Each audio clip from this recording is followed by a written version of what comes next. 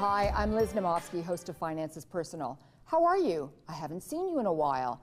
Is a normal conversation between friends. And the answer is always, I'm so busy. We are all so busy that our minds are running on autopilot. We make appointments for the doctor, our hair, our nails, restaurants, but very rarely are we making an appointment with ourselves to think about money, savings, or our finances. And when it comes to money, what do women look at when they think of money? I don't have time or I'm not interested is a typical response.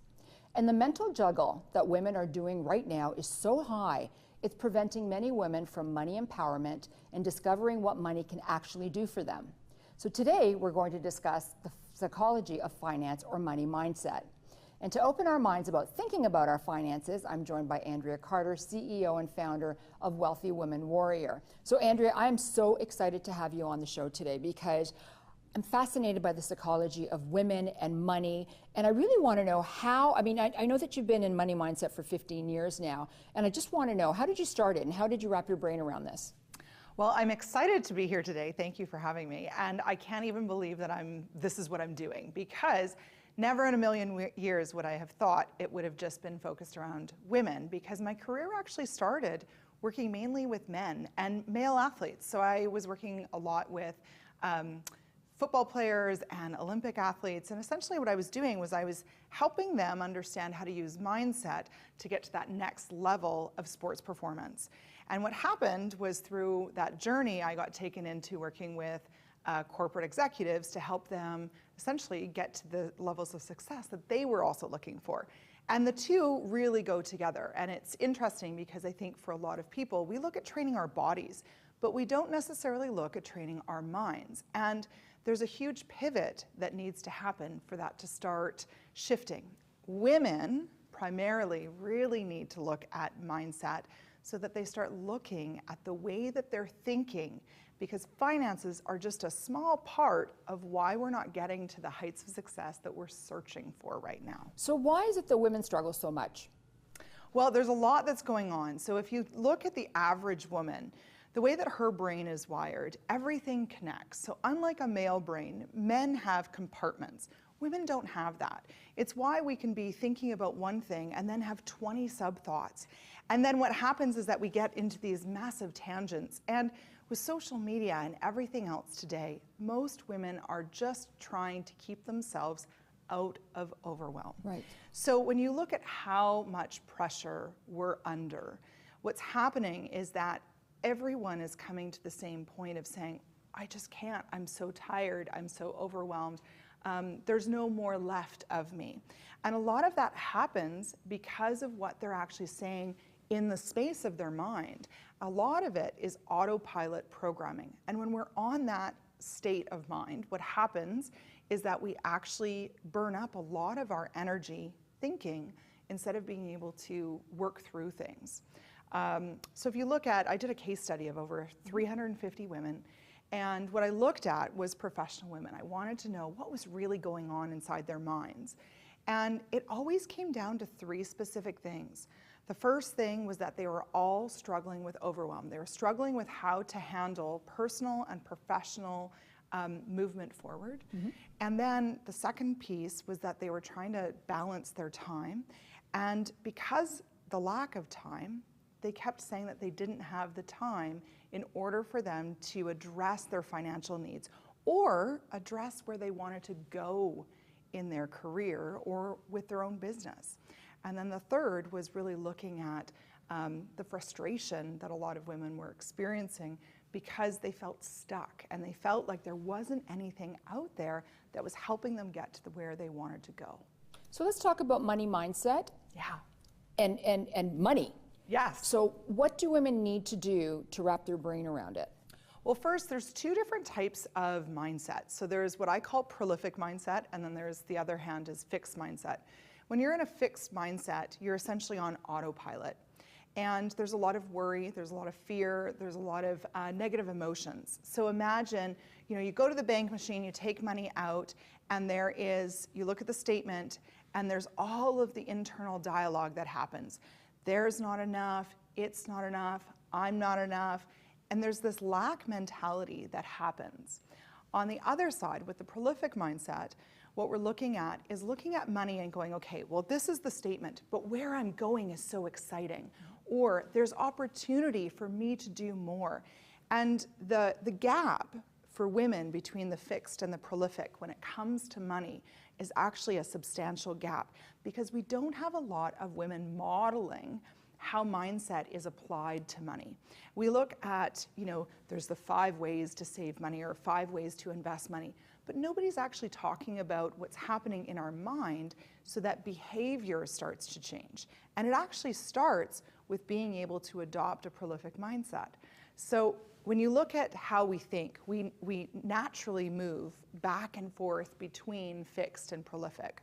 And the goal for money is to actually take women so that women can understand how to stay in that prolific mindset longer and understand that money and wealth are actually empowering. It's what's going to get us to where we want to go.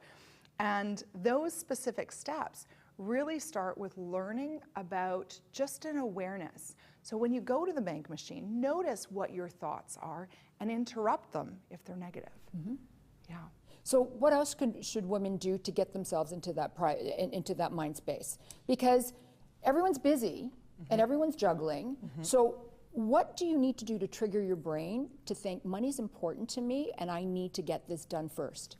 Yeah, well, in your introduction, we talked about scheduling, time for our doctor and scheduling time for our chiropractor or our hair appointments. And the reality is that for a lot of women, if we were to start shifting the way that we were thinking about money, it would then give us that excitement to start checking in with our money and where we're actually doing quite well. I think that there are places where if it's small steps, I think a lot of women go from, I need to do all of this all at once. And really and truly, that's not the way that we're going to shift from the struggle with money into success with money. Right. So where we need to start simply is just looking at some small incremental changes that you can do on a day-to-day basis with how you're thinking.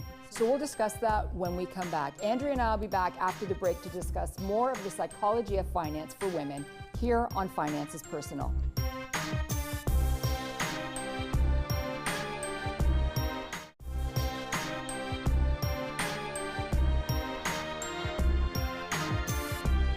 Hi, welcome back to Finance is Personal. I'm Liz Naumovski, and today we're discussing the psychology of finance for women, or as Andrea likes to call it, a money mindset.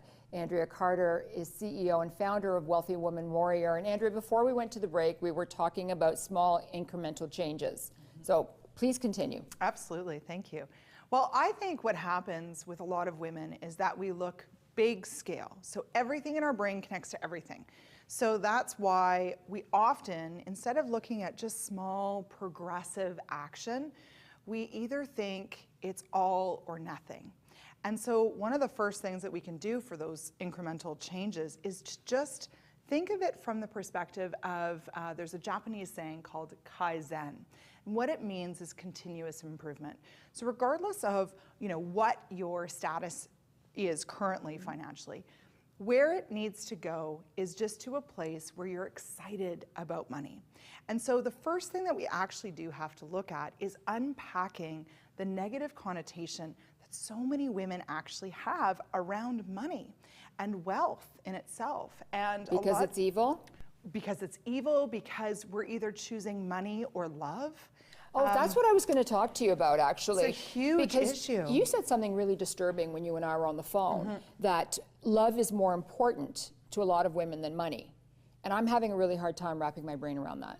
Well, it's interesting. Men would never look at having a choice between love or money.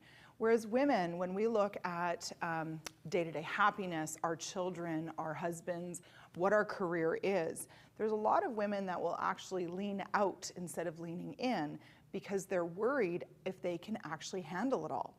And if you think of how many women are struggling with the day-to-day mental grind, a lot of women think, okay, well, if I choose this career or if I choose to do my business, what's the impact going to be? And what's interesting is that I often will say to women, you would never be asked to choose which of your senses is more important, your eyesight or your sense of smell. We don't have to choose. We have to actually shift our mindset, because that mindset is an old mindset. If you look at the people that have modeled that, that came from a lot of the boomer mentality when the boomers were first getting into the job market. And that was a struggle that they had to essentially go through. And that Gen Xers now have adopted. It's that be it, do it, have it all. And millennials are now leaning out because they don't want to have to deal with that mentality. So let's step back for a moment, because I've heard you talk about boomers and their mindset. So I want you to explain the difference between a woman growing up as a boomer and what she saw and what she's learned. And then we'll move on to the Gen Xers and then the millennials. Sure. So if you think about the boomers, the boomer generation, a lot of those women had to hide. If they did have children, they had to pretend that they didn't have them, because they needed to adopt that masculine mindset so that they could compete and actually get into the market and allow themselves to climb that corporate ladder. Because at that time, there weren't a lot of women that were starting their own businesses. Right. So, there was this competitive edge that they needed to go through. There was a lot of just sucking it up and doing it. And there was a lot of hardship, I fundamentally believe, that boomer women went through in order to get to where they are today. And now they're at a place where they actually are adopting or have access to more wealth. And I feel like a lot of them don't know what to do with that wealth. They're not finished yet. They still want to do so much more, but yet there's this hesitation on what that looks like, because the boomer women also weren't the primary investors. Right. So a lot of... Or the breadwinners. Or the breadwinners, right. Even. And so, there was this element of perfection, that everything had to be perfect. And they learned, boomer women, they have lived up to having immaculate outside images. And, we've looked to them for a lot of advice when it comes to how we're going to make it to the next level. And part of that, then what happened with our Gen Xers, was that the Gen Xers needed to be, they needed to figure it all out. Mom couldn't necessarily always be present for us because of what she was handling and dealing with. So the Gen Xers were the first generation of women and men that essentially raised themselves. And that do it, be it, have it all came from that of being, essentially latchkey kids. Right. And so that mentality. That's what I was, actually. I had my key wrapped around my neck. Absolutely, absolutely. Running to school, running home, and letting myself in with the key around my neck. Yeah, absolutely. And what did you learn from that? Independence. Independence. No matter what you needed to do, you could figure it out. Yep. And so I had no choice. You had no choice but to figure it out, absolutely. And so a lot of the Gen X women are in that mentality still. It's why we have so many women that are trying to do everything on their own. It's one of the reasons why the McKinsey report had said, if women don't start collaborating, it's going to take us another 100 years to reach gender parity. We won't be here for that. Well, that's just it. I don't have time Let's do it now. Right? So it is about learning how to shift our mindset into what is going to help us get there. And a lot of that has to start from us learning how to collaborate with our wealth, learning how to collaborate with being able to get to that next level, what it looks like, opening up and being totally candid and very, in a lot of ways, the boomers would say it's too vulnerable, because we've had this whole image that we've had to maintain, but what's lacking is actually our ability to say, this is what was happening underneath it. This is why we've struggled, or this is why we're here today. And I think a lot of the millennials, the reason we have so much transparency right now is because the millennials are calling our bluff and saying, well, this isn't what I want. And so there's this struggle between what we're deserving and entitlement. It's interesting, though, because there's such a dichotomy. Because growing up, we had to be private, and we couldn't tell people personal things, and anything that happened in the home was private. And if I look at the back end of the boomers, what did we learn? Well, we didn't have call waiting growing up. You know, you got a busy signal and you had to, you know, hang up and redial. Yeah. We didn't have fax machines. We didn't have computers. We didn't have the internet. We didn't have microwaves, cell phones. Like, we have learned all of this throughout our whole career and our existence. Yeah. And so if you look at us who were extremely private and independent and had to do everything on our own, it's very different than when you're looking at what the millennials are going through right now. However, we're going to have to come back to that. We'll be right back after this break to talk more about a woman's money mindset here on Finances Personal.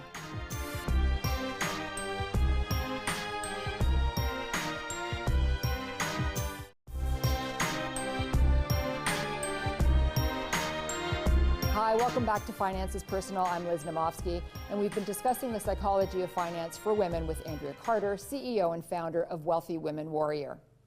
Now, Andrea, just before we went to break, we were talking about millennials and we were talking about boomers, and there's such a dichotomy between the two. And the poor Gen Xers are kind of sandwiched in between, right? Yeah, absolutely. But, you know, we were talking about the fact that so many boomer women, I mean, there weren't a lot of women out there that had their own bank accounts, because back then you needed a husband or your father to co-sign for you, or whether it was a credit card or getting a mortgage.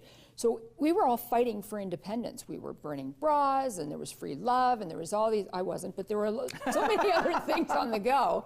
And, you know, like you think that we've come so far, but we actually haven't. It's a little bit frustrating. And that's why, you know, we were talking about collaboration, and collaboration being such an important part, and why when I founded Wealthy Women Warrior, we brought all of that together. We really brought all of the women together. You know, I don't do a lot of financial advising. That's not my forte. Mindset is my forte. But I brought in the people so that we could actually have it all together under one house. And that was the reason. And the reason is that if you look at boomers were amazing at collaborating. That was the one thing. You know, you look at child rearing, or you look at when they actually went into the workforce. They united. They brought in different ways that they could have childcare, they could have help, so they could go to work and do what they needed to do so that they could, you know, get into the market. And I think that there's been such a transition, and because the Gen X generation is so small in comparison to the boomers and the millennials, that now we have this teeter-tottering that's happening. And really coming back to mindset, both of them are looking at money through a completely different lens.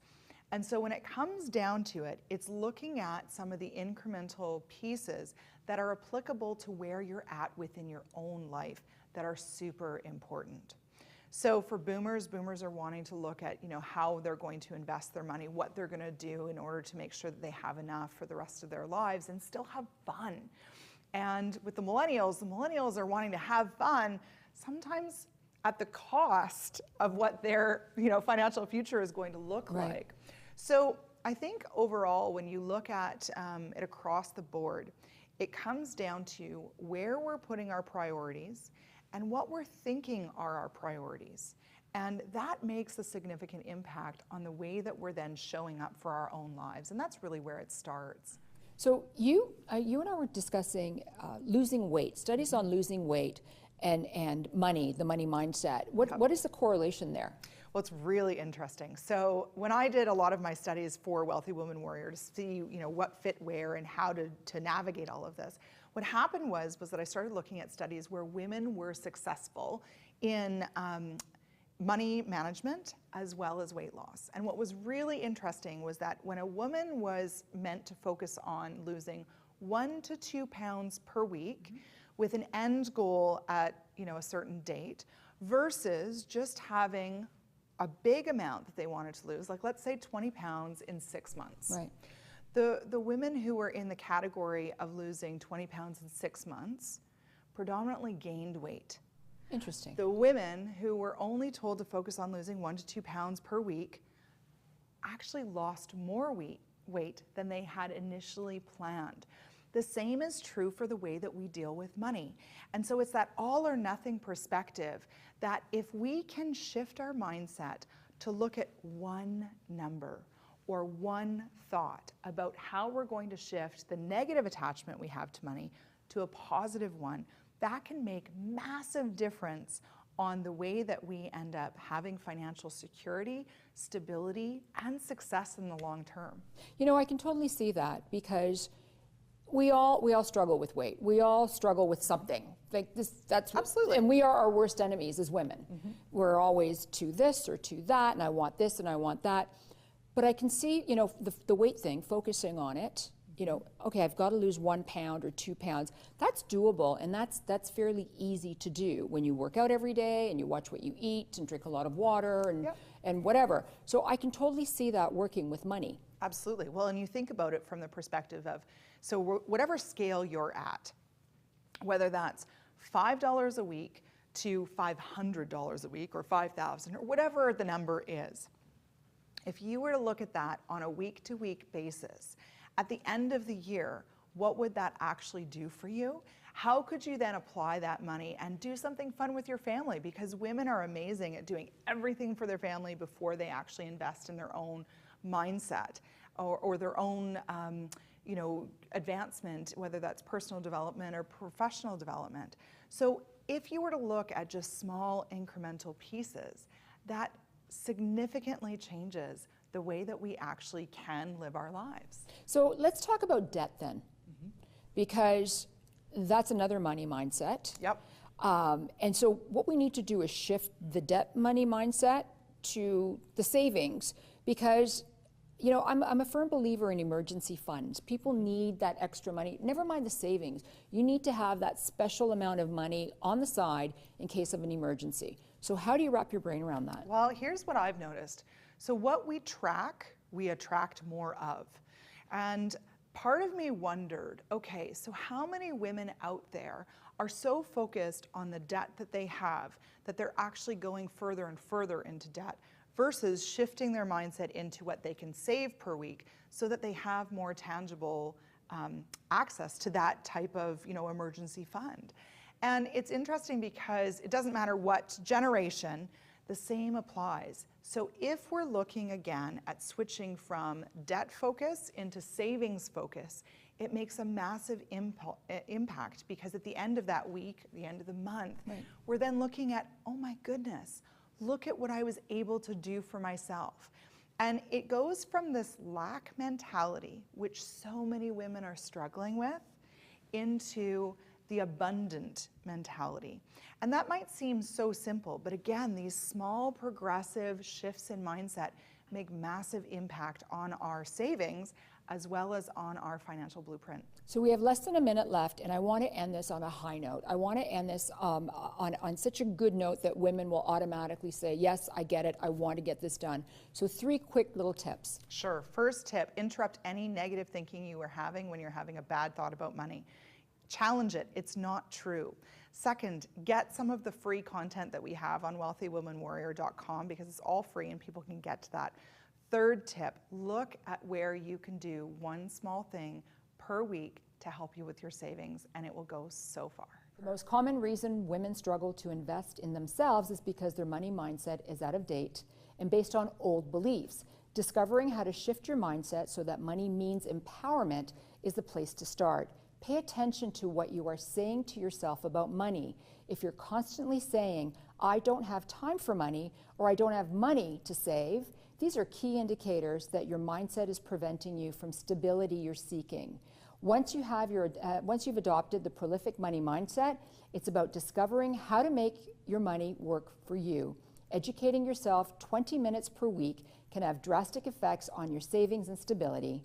We will always be faced with challenges and changes in our lives, but how you think about these experiences is where your results live. Your personal, professional, and economic potential is yours to discover, and there's no better time than now. I'd like to thank Andrea Carter for joining me, and you, our viewers, for watching. I'm Liz Naumovski. Bye for now.